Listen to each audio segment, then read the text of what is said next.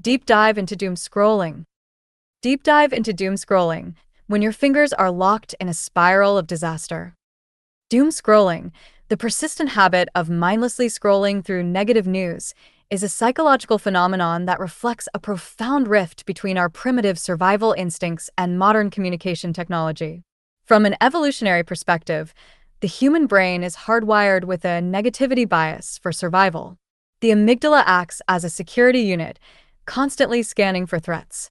In the past, negative information meant staying alert to predators or natural disasters. However, today's online world has transformed bad news into a commodity served in an endless stream.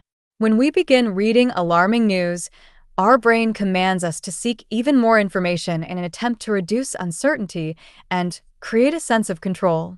Yet, in reality, the more negative content we consume, the more that sense of control vanishes, replaced by a rapidly escalating sense of anxiety. What makes this behavior even more formidable is the synergy between human psychology and social media algorithms, designed under the concept of the economy of attention. Research from the University of Cambridge clearly indicates that content triggering negative emotions, particularly anger and fear, is significantly more effective at driving engagement and click-through rates than positive content. Adding just one negative word to a headline can increase the likelihood of it being clicked by as much as 15%. Consequently, computer systems learn to funnel crisis, intense drama, and loss onto our screens repeatedly, creating an echo chamber of doom. According to statistics from the Health Communication Journal in 2022, as many as 16.5% of users suffer from highly problematic news consumption, leading to emotional burnout and mental health issues that subtly erode daily life. The physical impact of this behavior is more severe than many anticipate. Consuming bad news triggers the body to release cortisol and adrenaline as if we were facing a real, physical danger, resulting in a chronic fight-or-flight state. This leads to increased blood pressure, heart palpitations, and severe disruption of sleep cycles. Furthermore, in a psychosocial context, it gives rise to the mean world syndrome, a state where the consumer believes the world is more dangerous and cruel than it actually is. This leads to a decline in social trust and the onset of compassion fatigue.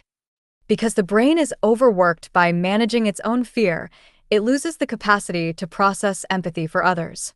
When we see suffering repeatedly through a screen until it becomes mundane, we lose the ability to respond to actual crises in our immediate surroundings.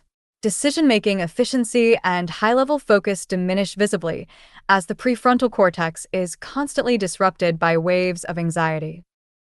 Breaking this cycle is not merely about putting down the phone.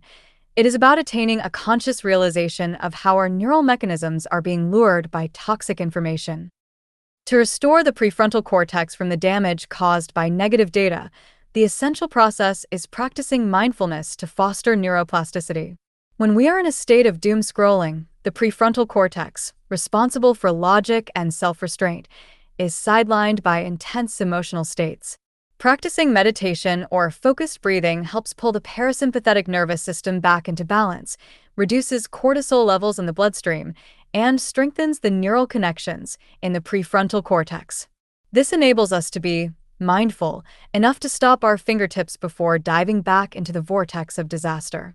This must be done alongside algorithm auditing to create a safe digital space, such as intentionally selecting not interested for negative content and following constructive or specialized educational sources. This trains the algorithm to understand our new preference for content that promotes intellectual well-being over negative emotional stimulation. What must be thoroughly understood to keep pace with today's media mechanisms is the distinction between critical news consumption and doom scrolling. While both involve following current events, they possess entirely different psychological goals and outcomes. Critical consumption is purposeful. It aims to understand context, analyze sources, and seek solutions. It engages the rational brain and leads to awareness. In contrast, doom scrolling is aimless and drifting, a repetitive consumption of data without deep processing, leading to emotional paralysis and despair.